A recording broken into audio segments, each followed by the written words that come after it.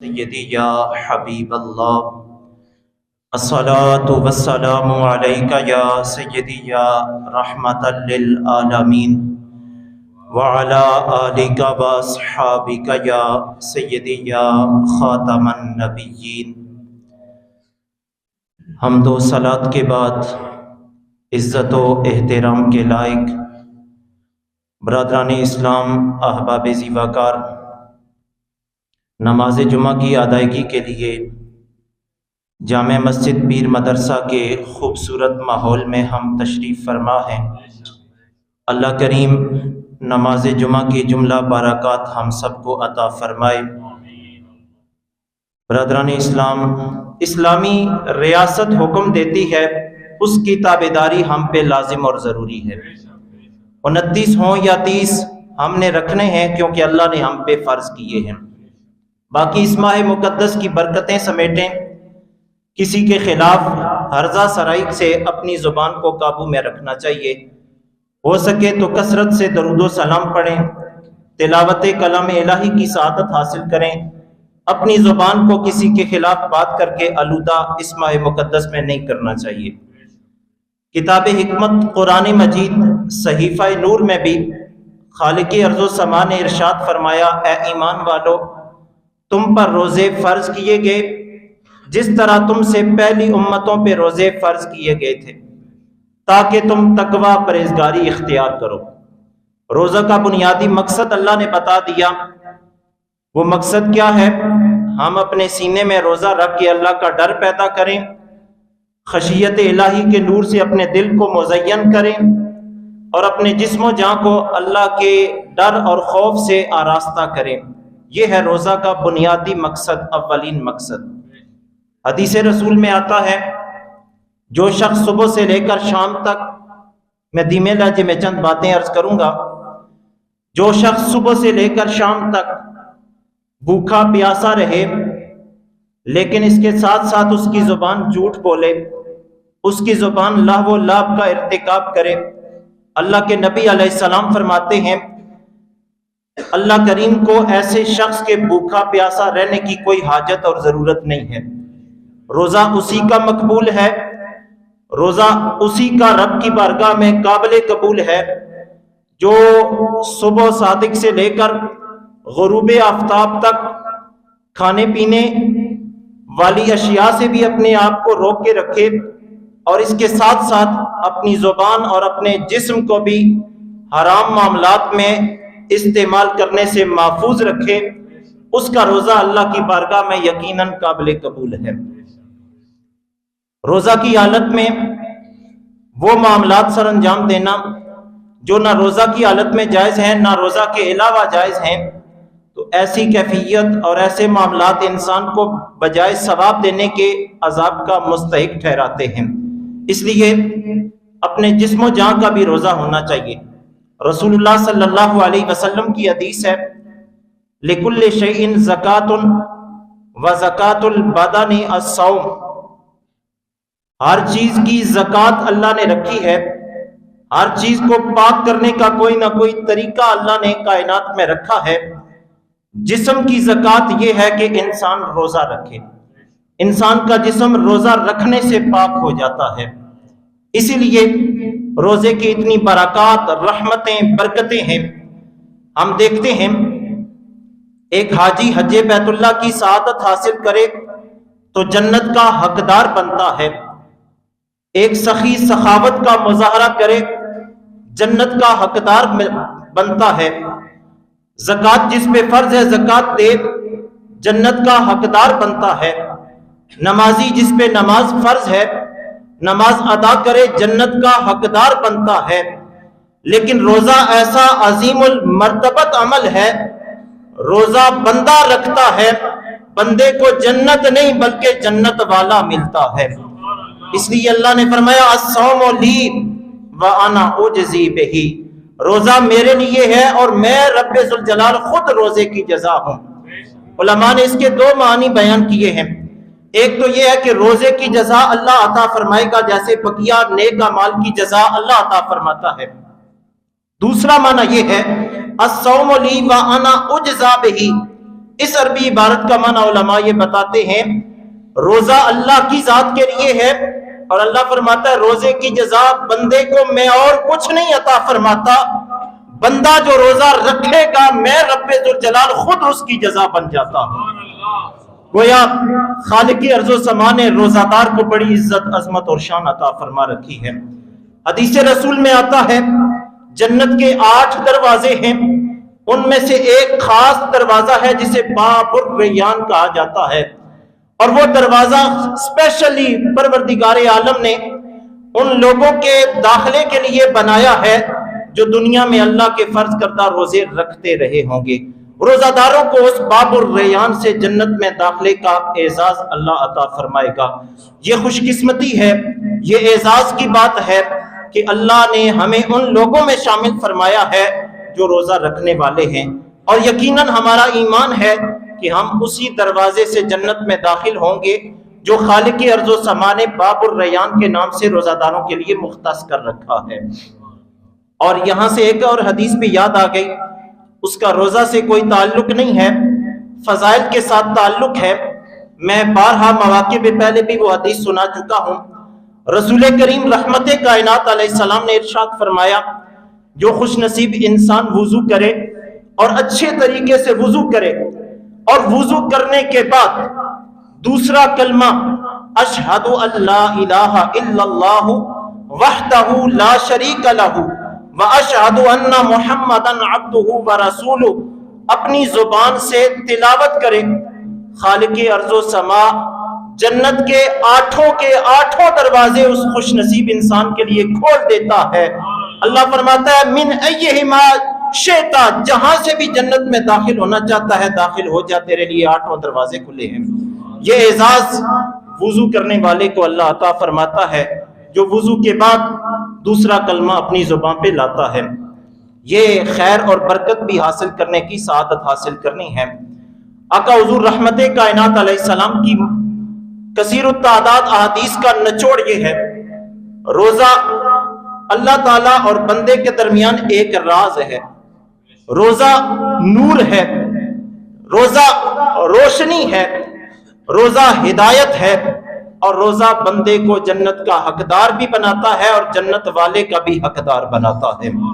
ایک حدیث کے لفظ ہیں، رسول کریم علیہ السلام نے فرمایا روزہ ڈال ہے، جس طرح انسان اپنے جسم کی حفاظت کے لیے مختلف ذرائع کا استعمال کرتا ہے، سردی سے بچنے کے لیے کوٹ وغیرہ کا استعمال کرتا ہے، جنگ کے میدان میں مجاہدین زرہ کا استعمال کرتے ہیں تاکہ ہمارا جسم زخمی ہونے سے بچ جائے، ایسے ہی رسول کریم علیہ السلام فرماتے ہیں روزہ انسان کے لیے ڈال ہے۔ کیا مطلب؟ جو خوش نصیب انسان روزہ رکھتا ہے خالق ارض و سما اسے ہر طرح کے گناہ سے محفوظ کرنے کا ذریعہ روزے کو بنا دیتا ہے، اور روزہ انسان کو ہر طرح کے برے عمل سے محفوظ رکھنے کا اہتمام کرتا ہے۔ اور یہ روزے کی برکت ہے، یہ روزے کی رحمت ہے کہ بندہ گناہوں سے بچ جایا کرتا ہے۔ حضور رحمت کائنات علیہ السلام نے ارشاد فرمایا پروردگار عالم نے اس امت کو کچھ خاص عزتیں، عظمتیں، شانیں عطا فرمائی ہیں جو صرف روزہ داروں کے لیے مختص ہیں۔ روزہ داروں کے علاوہ کسی کو وہ عزت، عظمت، اعزاز، رتبہ اللہ نہیں عطا فرماتا، اور یہی عزتیں صرف اس امت کا خاصہ ہیں۔ پہلی امتوں میں کسی شخص کو یہ اعزاز نہیں نصیب ہوا۔ سرکار دو عالم علیہ السلام نے ارشاد فرمایا وہ عزتیں کون سی ہیں جو روزہ داروں کو صرف اللہ عطا فرماتا ہے؟ پہلی عزت رب ذوالجلال کے پیارے حبیب علیہ السلام ارشاد فرماتے ہیں روزہ دار جب روزہ رکھتا ہے اس کے معدے سے جو بو پیدا ہوتی ہے وہ بو رب ذوالجلال کی بارگاہ میں مشک اور کستوری کی خوشبو سے زیادہ پیاری ہے۔ دوسرا اعزاز روزے دار کو اللہ یہ عطا فرماتا ہے، روزہ دار جب تک روزے کی حالت میں ہوتا ہے فرشتے روزہ دار کے لیے بخشش اور مغفرت کی دعا کرتے رہتے ہیں۔ اور تیسرا اس ماہ مقدس کا اعزاز ہے کہ اس بابرکت مہینے میں شیاطین کو جکڑ دیا جاتا ہے اور چوتھا اس امت کو جو اعزاز اللہ عطا فرماتا ہے، ماہ رمضان میں پروردگار عالم جنت کو روزہ داروں کے لیے آراستہ کر دیتا ہے، مزین کر دیتا ہے، خوبصورت سے خوبصورت بنا دیتا ہے۔ یہ اعزاز پہلی امتوں میں کسی کو عطا نہیں ہوا، پروردگار عالم نے امت محمدیہ کو یہ اعزازات عطا فرمائے ہیں۔ یہ روزہ کی برکت ہے۔ اللہ کریم ہمیں اس بابرکت روزہ جیسے عمل سے یہ ساری برکتیں، رفتیں اور عظمتیں عطا فرمائے۔ رمضان المبارک کے بابرکت مہینے کی سعادتیں، برکتیں لوٹنے کا طریقہ یہ ہے۔ میں نے پچھلے جمعہ پہ بھی عرض کیا تھا، قرآن مجید کی تلاوت، درود و سلام کا وظیفہ، مخلوق خدا کی خدمت، یہ روزے کی قبولیت کا یقینی عنصر ہیں۔ ان عناصر کے ساتھ ہم جڑ جائیں تو اللہ فضل فرمائے گا، ہمارے روزے بھی قبول، ہماری زندگی میں رحمتوں برکتوں کا نزول بھی ہوگا۔ قرآن سے جڑنا، قرآن کی تلاوت کرنا ماہ رمضان میں وہ بابرکت وظیفہ ہے۔ بقیہ 11 مہینوں میں حدیث رسول کے مطابق ایک حرف تلاوت کریں اللہ 10 نیکیاں عطا فرماتا ہے، لیکن رمضان المبارک کے بابرکت مہینے میں قرآن کا ایک حرف تلاوت کریں گے اللہ تعالیٰ 70 نیکیوں کے برابر اجر و ثواب عطا فرماتا ہے۔ اور حضور نے فرمایا لا اقول الف لام میم حرف بل الف حرف ولام حرف ومیم حرف۔ الف لام میم یہ ایک حرف نہیں ہے لوگوں، الف الگ حرف ہے، لام الگ حرف ہے، میم الگ حرف ہے۔ دکھنے میں یہ لفظ مختصر ہے، 3 حروف کا یہ مجموعہ بنتا ہے۔ عام مہینوں میں یہ 30 نیکیاں 3 لفظ عطا کرتے ہیں، لیکن رمضان المبارک کی برکت سے اللہ 30 کے ساتھ ساتھ 70 زائد نیکیاں بھی عطا فرماتا ہے۔ یہ اعزاز ماہ رمضان کی وجہ سے اللہ نے امت محمدیہ کو عطا فرمایا ہے۔ اس لیے قرآن کی تلاوت سے شب روز اپنے جسم و جان کو مزین کر لیں، قرآن پڑھیں بھی، قرآن کی تلاوت کریں بھی۔ قرآن جن احکام کا تقاضا کرتا ہے اور جو احکام ہمیں عطا کرتا ہے، کوشش کریں ترجمہ و تفسیر کے ساتھ ان کو مطالعہ کریں اور اپنے جسم و جان میں قرآنی احکام کو ڈالنے کا اہتمام کریں۔ اللہ اس کا فیض عطا فرمانے والا ہے۔ حضور رحمت کائنات علیہ السلام کی ذات ستودہ صفات پہ درود و سلام پڑھنا بڑا بابرکت وظیفہ ہے۔ بقیہ 11 مہینوں میں پڑھے، اللہ اس کا فیض یہ عطا فرماتا ہے۔ ایک بار پڑھے اللہ 10 بار رحمتیں نازل کرتا ہے۔ ایک بار درود شریف پڑھے اللہ 10 گناہ مٹاتا ہے۔ ایک بار درود شریف پڑھے اللہ 10 درجے بلند کرتا ہے۔ لیکن یہی وظیفہ اگر ماہ رمضان میں ہم اپنا لیں، 10 کی جگہ اللہ کئی گنا بڑھا کے اس کے ثواب میں اضافہ فرما دیتا ہے۔ اس لیے رمضان المبارک کے بابرکت دنوں اور راتوں میں فضول معاملات میں زندگی گزارنے کی بجائے قرآن کی تلاوت سے جڑ جائیے، درود و سلام سے جڑ جائیے اور اس بابرکت وظیفے کو اپنے لیے حرز جاں سمجھیے۔ اعلیٰ حضرت امام احمد رضا خان بریلوی رحمت اللہ علیہ نے بڑی خوبصورت بات لکھی ہے فتاوی رضویہ شریف میں۔ آپ فرماتے ہیں لا حول ولا قوت الا باللہ العلی العظیم۔ یہ وہ بابرکت وظیفہ ہے جو اللہ نے عرش کے خزانوں میں سے نازل فرمایا ہے۔ جو 99 مرتبہ اس وظیفے کو ہر روز اپنی زندگی میں حصہ دیتا ہے، وہ ہر مشکل سے محفوظ رہتا ہے۔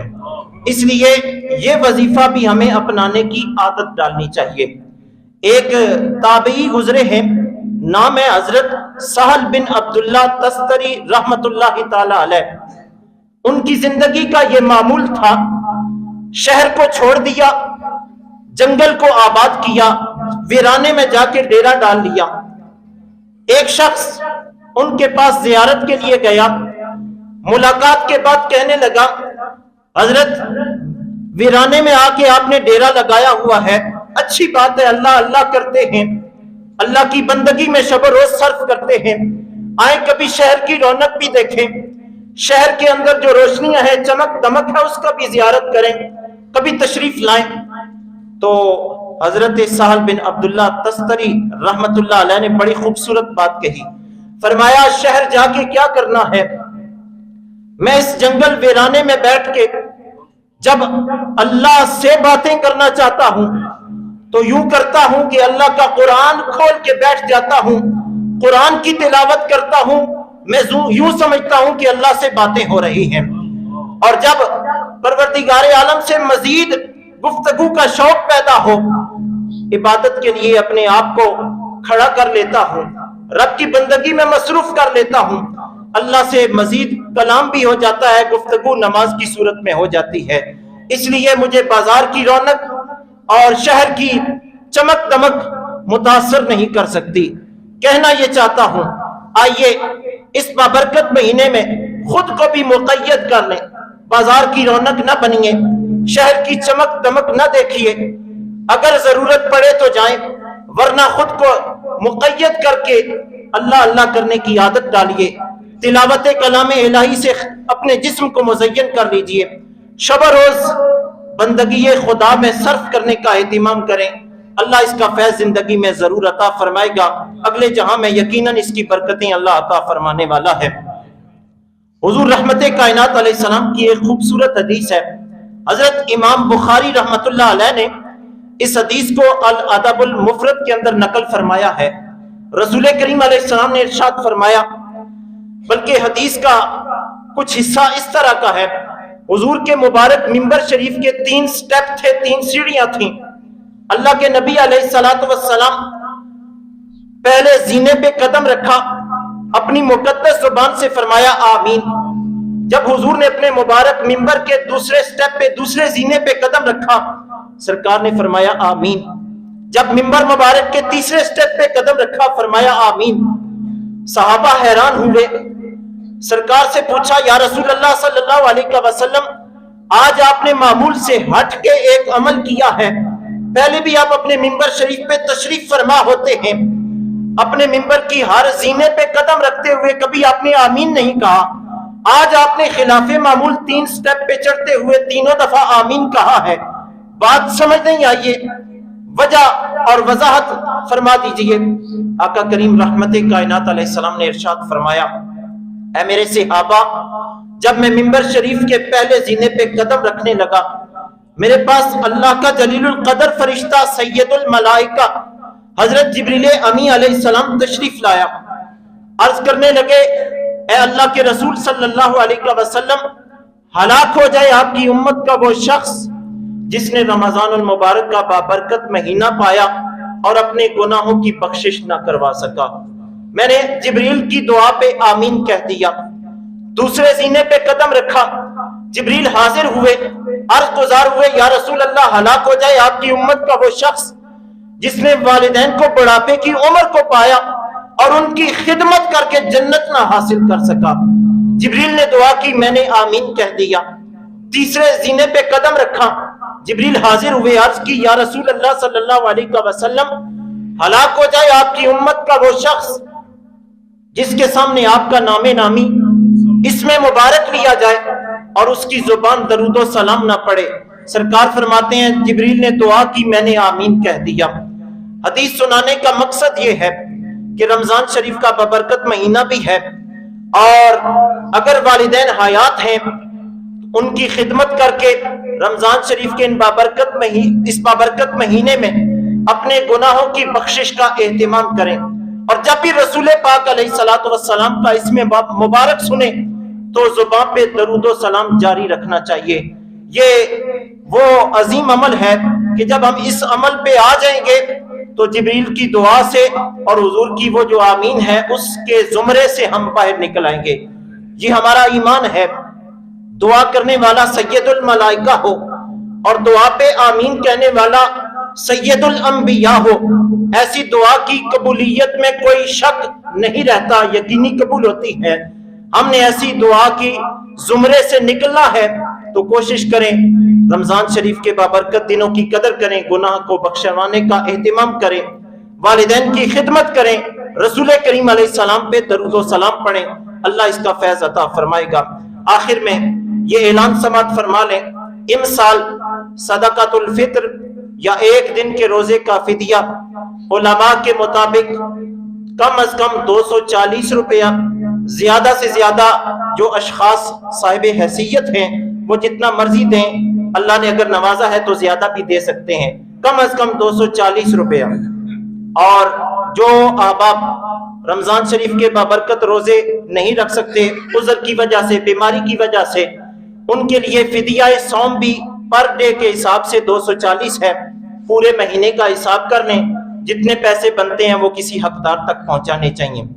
اسی طرح ایک صاحب نے پوچھا ہے کہ زکوٰۃ کی فرضیت کے لیے کیا نصاب ہے، تو مختصر مگر جامع عرض کر دیتا ہوں، جس شخص کے پاس 7.5 تولے سونا یا 7.5 تولے سونا کے برابر جو قیمت بنتی ہے وہ موجود ہے، یا 52.5 تولے چاندی یا اس کی قیمت کے برابر کچھ پیسے موجود ہیں، یا ان کی قیمت کے حساب سے کوئی سامان زندگی موجود ہے جو آپ کی ضرورت سے زائد ہے اور سال ہر سال سے استعمال نہیں کر رہے، ایسے شخص پہ زکوٰۃ کی ادائیگی فرض ہے، اور سال کے بعد ادا کرنا تو لازمی ہے۔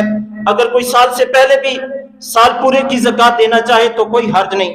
رمضان شریف کے بابرکت دنوں میں زکوٰۃ دینے سے اللہ زیادہ ثواب عطا فرماتا ہے، اس لیے جو اصحاب زکوٰۃ کی فرضیت کے اہل ہیں وہ لازماً اس ماہ مقدس میں زکوٰۃ کو ادا کریں، اللہ برکتیں اور رحمتیں عطا فرمانے والا ہے۔ تیسرا سوال یہ کسی صاحب نے عرض کی ہے کہ ہمارے آج کل اسکول کالجز کے اسٹوڈنٹس جب اسکول سے نکلتے ہیں، کالج سے نکلتے ہیں، کاپی پھاڑی، کتاب پھاڑی اور اس کے پیجز رستے میں پھینک دیتے ہیں۔ اس کے حوالہ سے عرض کرنا چاہوں گا، کاغذ کوئی بھی ہو، کتاب کوئی بھی ہو، وہ فیض تب دیتا ہے جب اس کا ادب و احترام کریں گے۔ ہم نے بچپن سے یہی سیکھا ہے، علم اسے اللہ عطا فرماتا ہے جو علم کا ادب کرتا ہے، اور جو استاد کا ادب کرتا ہے اللہ اسے علم عطا فرماتا ہے۔ تو جو طلباء یہاں تشریف فرما ہے اسکول کے، کالجز کے، عرض کروں گا اپنی کتابوں کی حفاظت کریں، اپنی کاپیوں کی حفاظت کریں۔ اس طرح اوراق رستوں میں پھینکنا یہ رستے کے آداب کے بھی خلاف ہے، اور ہمارے مقدس جو کتابیں ہیں ان کے اندر اگر اللہ رسول کا نام لکھا ہوا، مقدس ہستیوں کے اسماء مبارک ہوئے، تو پھر گناہگار ہم ہوتے ہیں۔ ایسے ماحول سے اور ایسے معاملات سے خود کو دور رکھنا چاہیے۔ پروردگار عالم کی بارگاہ میں دعا ہے اللہ قابل عمل باتوں پہ ہم سب کو عمل کی توفیق عطا فرمائے۔ وآخر دعوانا ان الحمد للہ رب